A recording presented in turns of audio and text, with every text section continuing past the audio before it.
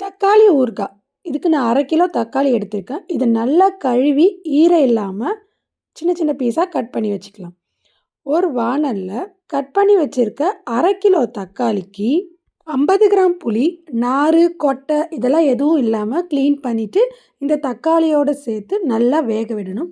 தண்ணி எதுவும் ஊத்தக்கூடாது. அந்த தக்காளி ஜூஸ்லயே இது நல்லா வேகணும். தக்காளி நல்லாவே வெந்துருச்சு.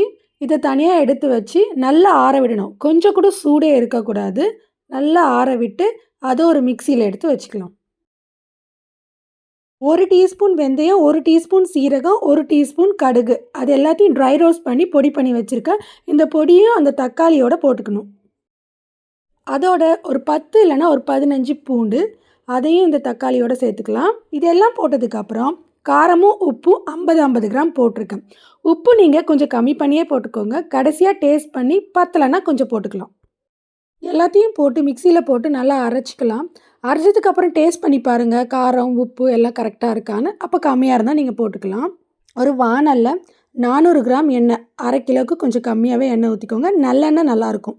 இல்லைன்னா மல்லாட்டை எண்ணெய் கூட ஊற்றிக்கலாம். எண்ணெய் நல்லா சூடானதுக்கப்புறம் கடுகு, உளுத்தம்பருப்பு, கடலைப்பருப்பு, கருவேப்பிலை எல்லாம் போட்டு நல்லா பொரிஞ்சதுக்கப்புறம் நம்ம அரைச்சி வச்சுருக்க தக்காளி பேஸ்ட்டு அதையும் அதில் போட்டு கொஞ்சம் நல்லா கொதிக்க விடணுங்க. அந்த தக்காளி அந்த எண்ணெயில் நல்லா கொதிச்சாதான் அது ரொம்ப நாளைக்கு கெடாமல் இருக்கும். இல்லைன்னா சீக்கிரமே கெட்டு போயிடும்.